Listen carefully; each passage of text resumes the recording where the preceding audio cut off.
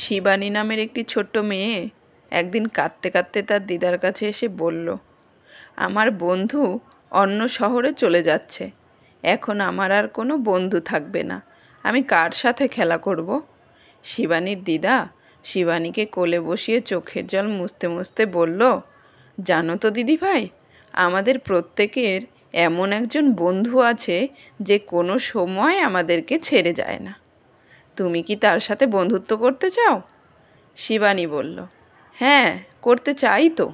তখন শিবানীর দিদা বলল, ঠিক আছে, কাল তোমার দাদু ভাইয়ের জন্মদিন আছে, আমরা মন্দিরে গিয়ে খাবার বিতরণ করব, তারপর তোমাকে সেই বন্ধুর সাথে পরিচয় করিয়ে দেব।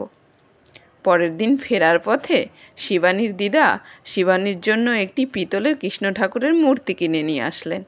তারপর বাড়িতে এসে শিবানীর হাতে দিয়ে বললেন, আজ থেকে এটা হলো তোমার সারা জীবনের বন্ধু।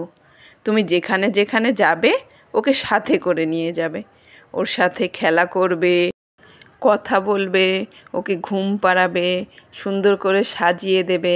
দেখবে ও কখনো তোমাকে কোনো দিন ছেড়ে যাবে না।